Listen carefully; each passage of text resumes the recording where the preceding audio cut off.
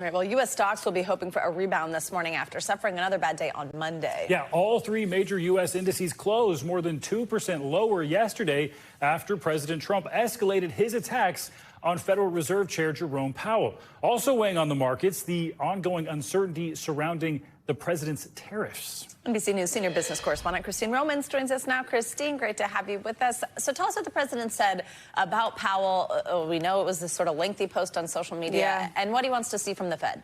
Really escalating his complaints and his criticisms of the Fed chief, calling him a major loser, saying he's too late and that he should be lowering interest rates. Cut rates now, in all caps, he said, NOW. And the issue here is that the Fed chief, he doesn't report to the president. He is appointed by the president, and Jerome Powell was, of course, in his first term. But he doesn't report to him. It's an independent body where they look at the data and try to do what's best for the economy, not what's best for the president and for his political polling. So you have a president here who many are watching from the outside saying it looks as though he's trying to pin the blame on the weak economy that could come from the president's own tariffs on Powell, saying, oh, they just didn't cut interest rates fast enough. So, Christine, clearly investors care a lot about this, these things that the president is saying about Jerome Powell. Clearly, they want the central bank's independence. Why is that so important? Why does this move the market so much? You know, it really is independence at the Fed is a cornerstone of the stability of the U.S. financial system, and it is the envy of the rest of the world. When other countries fall under the persuasion of a president, for example, and cut interest rates, and it's not the right time, it can tank their currency.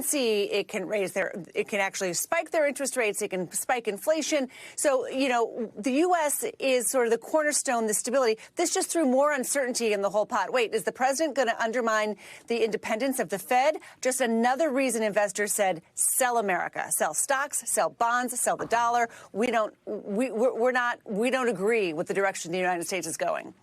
It's not just the president's criticism of Powell that's weighing on the markets, but of course also trade turmoil, tariffs. What is the latest on the dispute with China? Because it seems like kind of ad hoc we are hearing, oh, I might make an exception for this. I might make an exception for that. What is happening now, and what's the latest with how that's impacting Americans? I think ad hoc is a really great way to look at it. And what the market is looking for is a strategy and is looking for some certainty. And businesses want to be able to plan and know what's around the corner. Is it going to be a curveball? Is it going to be a carve out? Is it going to be extension? Is this country going to get special treatment?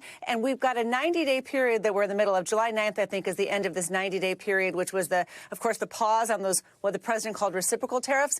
And there's no real progress. There's not a trade deal that looks like it's ready to be launched to give some relief to investors. So there's just a surplus of uncertainty and a deficit of confidence right now, I would say, among investors. And the U.S.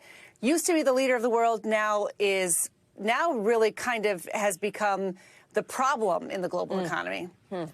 Christine Romans, our expert in-house. Thank you so much. Thanks for watching. Stay updated about breaking news and top stories on the NBC News app or follow us on social media.